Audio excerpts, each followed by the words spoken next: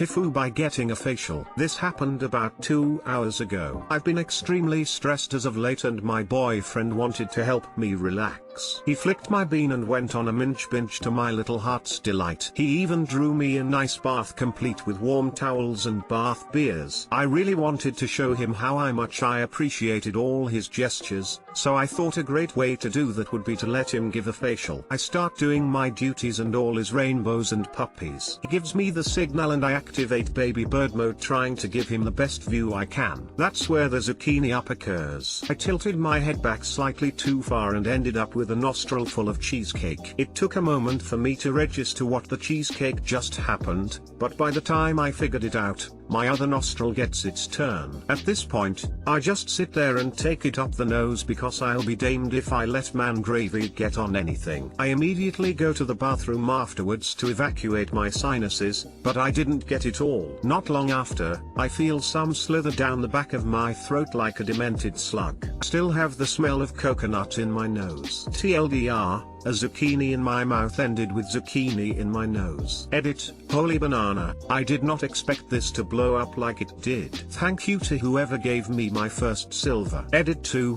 also didn't expect this to get gold or platinum. Thank you all for enjoying my story enough to give me those.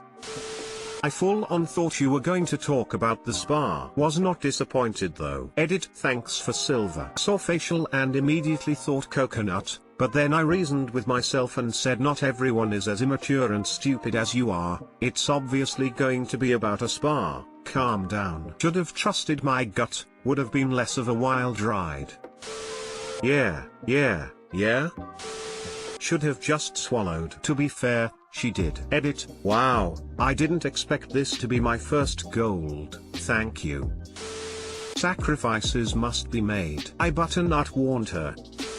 Girls think about trying to look like baby birds while we coconut on their faces. What? I think full baby bird meant looking straight up so he could see her face, like a bird does when it's being fed.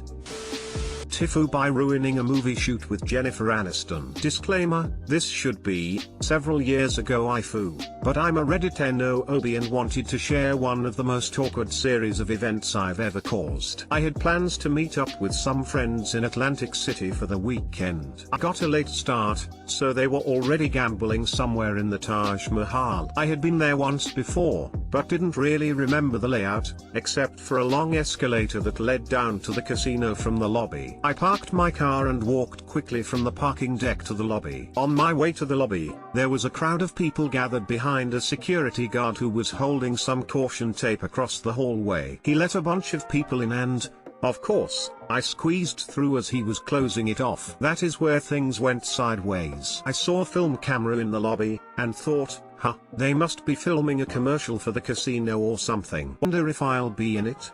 But before I could finish that thought, everyone around me in the entire lobby froze in position. A second later, someone yells, "Action!" I start walking alongside a person who was next to me, and ask him quietly, "I'm not supposed to be here, am I?" He immediately shook his head no. So, I see the escalator to the casino about 20 feet away, and two extras are about to get on it. I think to myself, if I can just get on that, it would be my escape from ruining whatever they're doing in the lobby. I make a move, get on the escalator, and start taking a few steps down. Success. I didn't screw anything up. After a few more steps, I catch up to those two people who got on the escalator before me. And they're blocking the full width, and not walking. I mean, come on. Only at this point, do I see the boom microphone, the camera panning down with them, and the crowd of 150 spectators at the bottom of the escalator. Then someone yells cut, and the two people in front of me turn around. Turns out those two jerks blocking the escalator were Jennifer Aniston and Gerard Butler, and I completely blew up their scene. There was nothing I could do. I just said, I'm sorry. I figured there was no point in explaining my series of bad decisions. Butler laughed, and we completed the rest of the very long escalator ride in awkward silence. TL, drive. I somehow found myself as an unknowing extra in a movie shoot, and completely ruined the shoot by trying to escape from the situation. God Coconut, I wish you hadn't interrupted them and we could have all watched a scene between Butler and Aniston take place with an extremely confused extra wandering around in the background just trying to escape. Hey guys, I know you're doing a movie and all, but seriously one of you needs to move. Jesus guys, it's not a ride, it's an escalator. This is the story we all hope for when wading through the never-ending garbage pile of Tifus where someone shat themselves or made an awkward comment to a girl and assumed the world would shatter. Checked out the link on IMDb. The movie has had 38% rise in popularity in this last week. More like last 3 hours. Good job op, you promoted a movie from 6 years ago. Tifu, by telling a girl on a first date that I work with deaf children and know sign language. So first of all I'll start off with a little context. I don't usually do formal first dates, especially when it's with somebody I barely even know. However, I've just come back to university for my final year of studying and I met up with my old flatmate from last year. She had already moved into her new flat and met all of her new flatmates, one of which happened to be a very attractive girl who we will call Stacy. Now my old flatmate was always trying to set me up on dates last year at university, but I always had an excuse. Now with it being a new year I thought he'll have a fresh start and really knuckle down and stop going out all the time. I said exactly the same after my first year, and focus on my uni work and look for a serious relationship instead of having flings. So I get shown a few pictures of Stacy and my old flatmate is telling me how nice she seems and how great she is, and honestly I just thought, why not? I may as well. What harm could going on a date possibly bring about?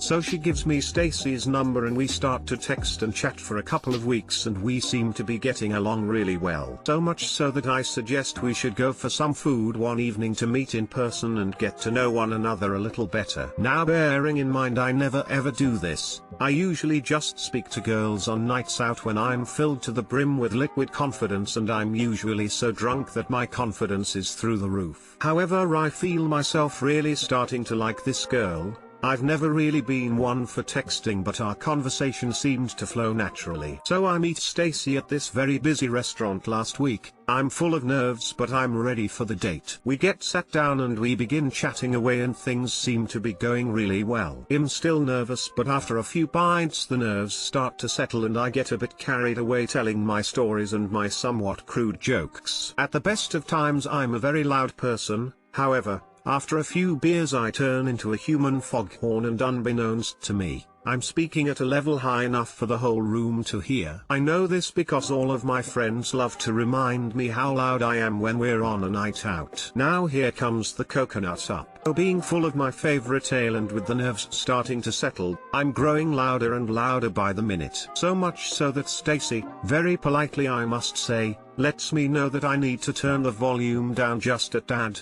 especially when telling my alcohol-fueled jokes. Now I'm not an angry person by any means, but I can't begin to count the amount of times I've been told to quieten down when drunk, and for some reason I decided this night was the night where I'd have enough. So instead of apologizing like any normal person would, drunk me decided it would be a good idea to try and turn it back on Stacy. I don't know what come over me, but the only excuse I could muster was, well, I do apologize, but, you see, I volunteer working with deaf children, so I'm used to having to speak really loudly. I've actually just come from there before our date. Now if you knew me you would realize how ridiculous this sounds. Once I told my friends and my old flatmate about what I had said, they were falling to the floor with laughter. So far it doesn't seem that bad, until Stacy says something along the lines of, "Wow, I'm really sorry, that is great, you must know sign language then?" Drunk me, thinking I'd got one up on her, proceeded to nod and claim that I do in fact know sign language. I think I even threw up a few fake hand signs which probably looked more like gang signs to cover my tracks. However, what I didn't expect was for Stacy to have a younger deaf brother who would apparently love to meet me, as she's never dated a guy before who can do sign language. Honestly, my heart sank, She was sat across the table from me signing something to me and God knows what she was saying. I just smiled and nodded, and to this day I still don't know what she was saying, but my unenthusiastic smile and nod seemed to work. I quickly moved the conversation along and got swiftly off the subject. So now Stacy thinks I know sign language, and what's even better is that she can't wait for me to meet her younger brother, who would be so excited to be able to sign with a guy she's dating. I've tried YouTube videos, but all I've managed to pick up on is being able to say vowels and ask someone's name. I don't have the balls to tell her, and I really don't know what to do. I'm seeing her again next week, and I know I need to tell her the truth. She seems the sort of person who would just laugh it off, but she seemed so happy when I told her, and she's even suggesting we FaceTime her brother when we're next together so I can have a conversation with him. I just feel like a zucchini now, and I don't want to let her down or upset her younger brother, but I don't think asking him his name over and over is going to cut it. TL Dr. I'm a loud idiot when I've had a drink, and instead of apologizing about being such on a first date with a girl, I tried to cover it up by claiming I work with deaf children and know sign language. Turned out she has a younger deaf brother who she now wants me to meet and speak to using sign language. I don't have the first clue about how to sign, and I don't have the balls to tell her the truth because I don't want to hurt her or her brother's feelings. Edit. Wow, I didn't expect this to blow up as much as it did. I've just woke up now and had a chance to read through all of your comments. Thank you for the platinum and whatnot. I just want to clear up a few things I've read. Thanks for all your concern regarding me possibly be a high-functioning cheesecake bag alcoholic. First of all, when I say really loud, I'm not a boisterous loud, all attention to my please sort of loud. I just speak really loud when I'm drunk enough for other people to hear. It's because I get overly excited, and it was a mix of that and the nerves which made me start talking over excitedly and get carried away with the volume. Also, I've seen a few comments about the lying. I know it wasn't right, but that's why I tried to stress I never do anything like this. Me and in-person first dates just don't mix. My nerves just got the better of me, and I'm an anxious person at the best of times. I knew right away that coming clean would have been the best thing to do, but I'm so awkward that I just didn't know what to say or do, and I just wanted to move on the conversation as quickly as possible. Said it in the first place intending it to be a light-hearted joke. Clearly I'm not funny. I wasn't actually going to roll with the lie that I work with deaf kids. However, the last thing I expected was for her to come back with that, and it just completely threw me off. I'm seeing her again next weekend, so I'll be sure to update you all on how this turns out. Thank you for all the advice and the genuine concern a lot of you have, and especially to all of you who have helped me see the funnier side of this situation.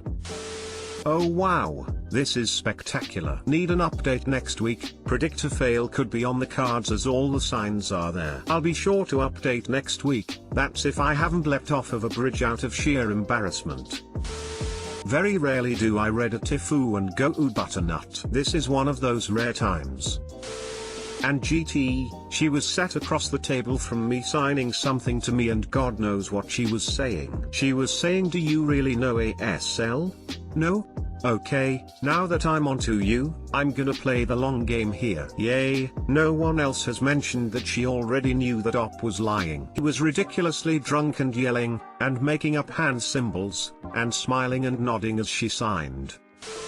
I would text her now and come clean about it. Say you drank a little too much and are very sorry about your behavior. Tell her you were embarrassed and fibbed, and tell her you understand this is upsetting. Or you can come clean at your date and try to learn some sign language to show how sorry you are. Look up how to apologize about your behavior and tell her in sign language. That would be an awesome way to really show how sorry you are about it. It would be a really good way to try to bridge any gap caused by hurt feelings when you tell her. And it makes a much better story. Redemption arc, dude. Also, consider not drinking. It sounds like you're an obnoxious drunk. There's still time to mangle your hands, bro. Just get your fingers caught in some gears or something. I do enjoy having fingers though. Maybe if I break both of my arms?